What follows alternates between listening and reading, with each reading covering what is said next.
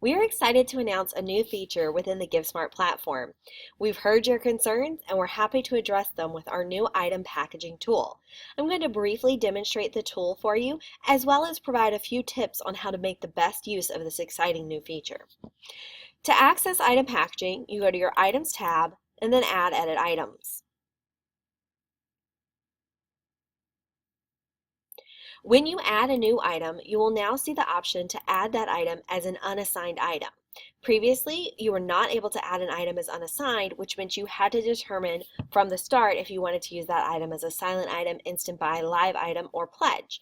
You can now make it an unassigned item and later change it to any of these other types, or even more excitingly, you can make it unassigned and then later merge it with other items to create a finalized silent auction item or live auction item. And I'll be showing you how to do that momentarily. But when you select unassigned, you'll see you do not have to enter an item number. The only fields that are required are the short name and the full name, so you can provide some very basic information about the item. Maybe you're procuring items over the year and you want to go ahead and get them entered into your dashboard in advance of your event. This is a great way to do it without having full details for the item, such as a picture, description, full pricing information. Really, all you need to get started is your short and full name. If you do have the short description in the web description, you can add those there. The same character limits apply because these will later be converted to actual auction items. You can also add the donated by, since you'll most likely know who has donated the item as soon as it comes in, as well as the value for the item if you would like. Let's go back to our Add Edit Item screen. You will be given the opportunity to upload a picture. That is completely optional. And I want to point out a few different things for you on this screen. So first is that you can merge any two existing items. You just click on the two of them and then you can go ahead and merge them, and I'll be walking you through the wizard momentarily. So you don't have to do this with only unassigned items. If you're looking at your offerings and you're like, oh well, this silent package is a little slim, maybe I want to add something to it, you can merge any two items. There are a couple restrictions though, just to make sure we're all using the system as best we can. One is you cannot merge an item if it's an instant buy or pledge, or if it has activity. So if people have already started bidding on the item, obviously we wouldn't want to then merge it into something else. But those are really your only limitations. You can only merge up to 2 items at a time, but if you wanted to go ahead and merge 200 and then 201 and then later merge that newly merged item into another item, you can certainly do that. So infinite possibilities here. So let's walk through what this actual merge process is going to look like. So I do have 2 unassigned items here, a spa gift card and a robe. Since these are similar items, I want to go ahead and package them to create one silent auction item. As I said, I will be prompted to confirm that this is something I want to do, and it is. And then I'm taken to this great new wizard where I'm able to actually customize my new package. So I can move over one or the other of my names, and then I can actually type in additional information. So we'll just say spa gift card and robe.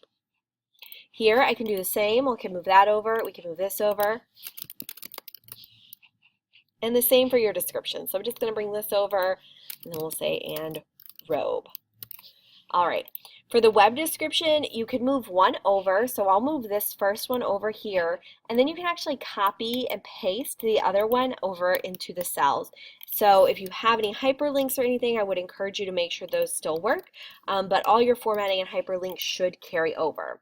Obviously, you can do the same with your donate by, and then for the value, since you are combining 2 items, you would want to do the total of those 2, and then my item is not priceless, so I'm going to go ahead and hit next. From here, I can select the type that I want it to be. Is this going to be a silent auction item, a live auction item, an instant buy? So I'm going to go ahead and turn this into a silent auction item. And from there, I'm prompted to fill out the remaining fields. So these are the fields that you would have filled out had you originally created this as a silent auction item. So I'm going to put it in a category.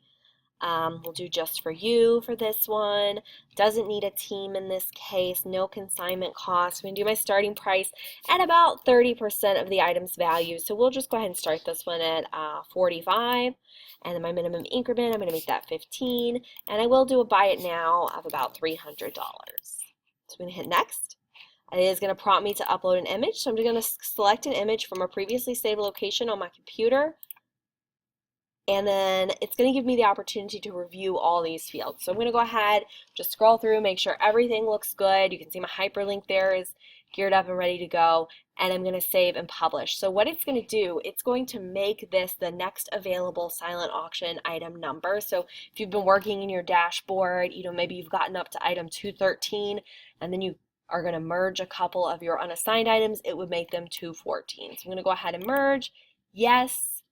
And now that's going to make it one single silent auction item, item 101, which I could then theoretically merge with other items if I so chose. In this case, I am not going to do that. So a couple other things I want to highlight for you. Our item upload sheet has changed a little bit. So this is really important if you do currently have the item upload sheet. You do want to go onto your dashboard, download a new one, and make sure that you use the new one moving forward. So I'm going to go ahead and show you the couple things that have changed. First is that in column A, you no longer have to have an item number, so you're not obligated to put in an item number up front if you haven't figured out your item number situation.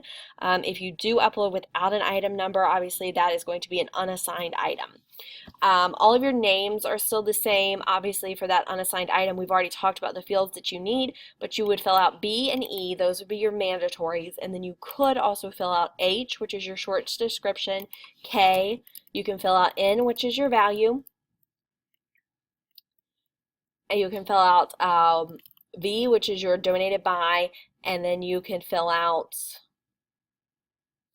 that's actually it. That's all you would need to fill out.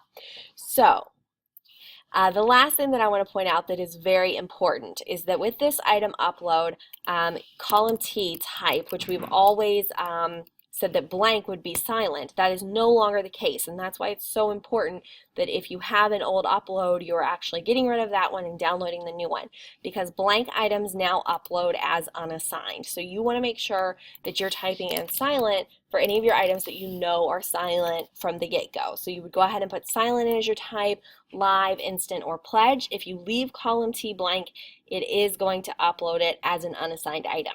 If you have additional questions, please review the article, which is much more detailed than the video, but we are so excited to share this new feature with you, and we look forward to your feedback. Thank you very much.